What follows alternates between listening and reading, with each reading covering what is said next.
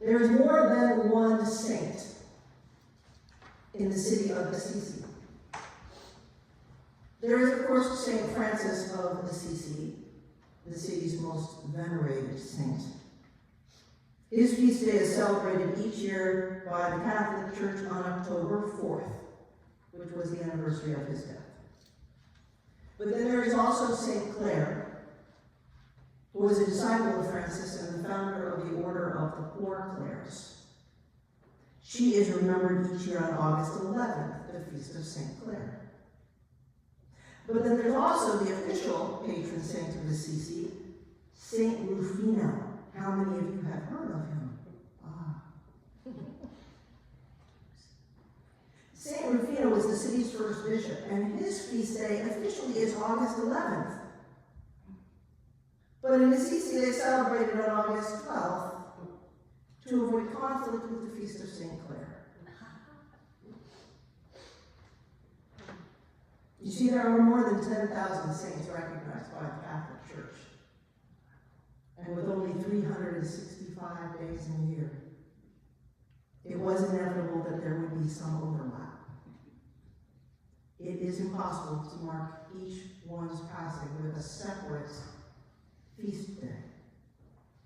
And so in time, the Church designated a day for the celebration of all saints, the well-known and the lesser-known, and even the unknown. Yesterday, November 1st, was the celebration of all saints.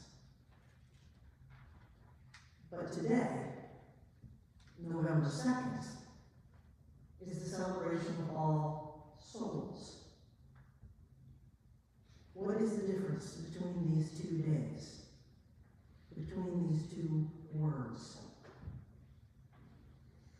The phrase all souls is a term of universal embrace. It includes, at the very least, all humans, but possibly some others as well.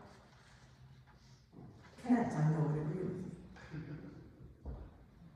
The word saint, on the other hand, has been traditionally used to describe a subset of all souls.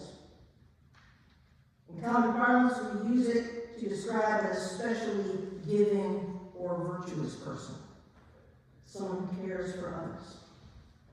Someone of courage and integrity. In Hebrew, a tzaddik, perhaps, or a mesh. A good person. The Apostle Paul, himself commonly called St. Paul, used the word in a slightly different sense. In every one of his letters, the saints refers to all those who have been baptized, living or dead. So we can write things like, please send some money to provide for the needs of the saints. He's talking about living people. In the modern Catholic Church, the title of saint generally has a more narrow meaning still. A person is designated a saint only after death, and then only after a lengthy process of canonization. A life of virtue is considered necessary for sainthood, but not sufficient. The exact criteria for sainthood have evolved over the centuries, but they're basically threefold. This is for Catholic sainthood. Of course, the candidate must be Catholic. So I'm out. Second, they need to have lived a life of heroic virtue. I think I might be out on both counts. And third, there must be miracles attributable to their intercession. A saint must be a blessing even in death.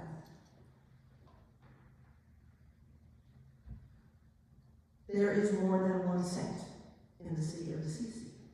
There is Francis, and there's Clare, and there's Rufino, and there is Carlo, Assisi's newest saint.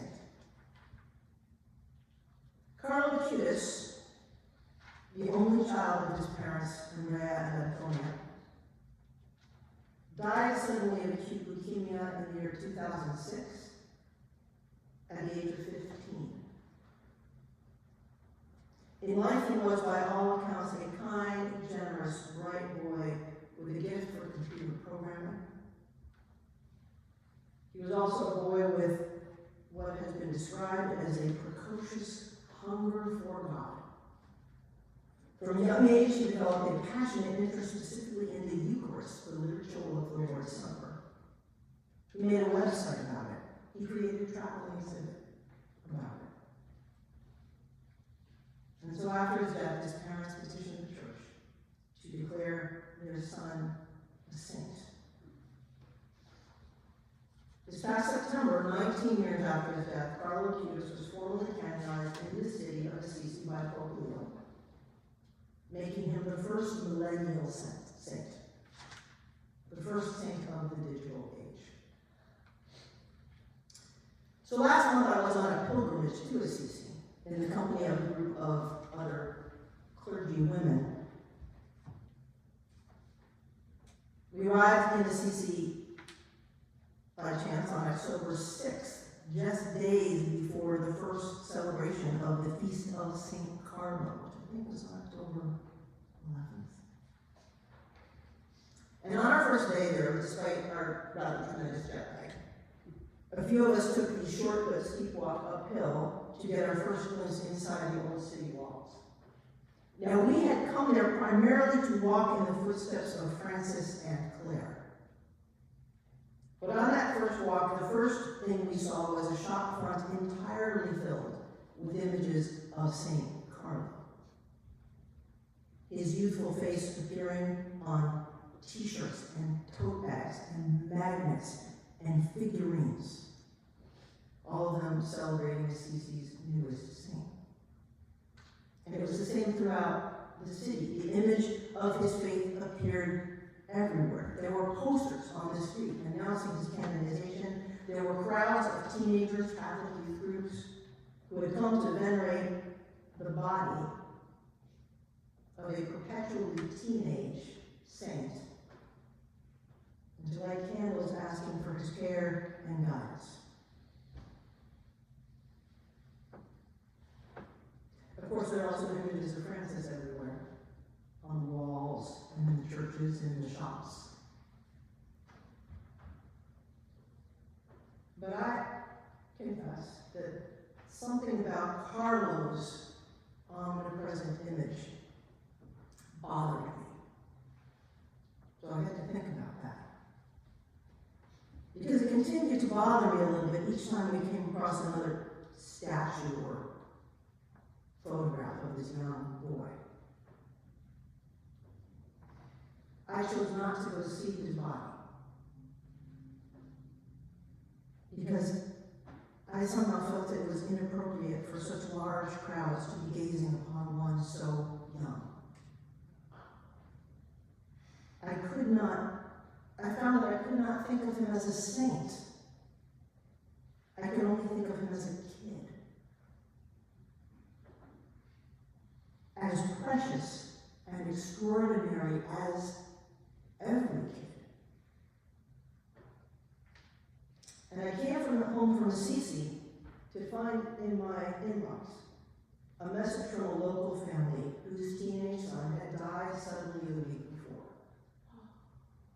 Like Carlos, he was an only child. Was he also a saint? Does it matter? As I look around this room, at the flags above and the faces below, I cannot help thinking that most of the souls here, living or dead, would probably never be considered as candidates for official sainthood. At least not according to the criteria used to assess Carlos' status. Now some, many perhaps, were saints in the sense, or are among us, saints in the sense that the Apostle Paul used the word, having been perhaps baptized into the body of Christ either as infants or adults. Some, many perhaps, were saints, are saints, in the everyday today's sense of the word. Loving and giving, brave and just.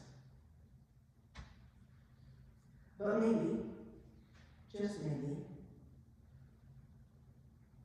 some of us are not saints.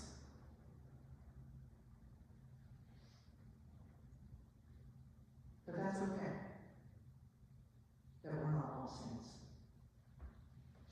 Because All Saints' Day was yesterday. Today we celebrate all the souls. The thing that all these souls, they're all souls, have in common is that they were and are beloved.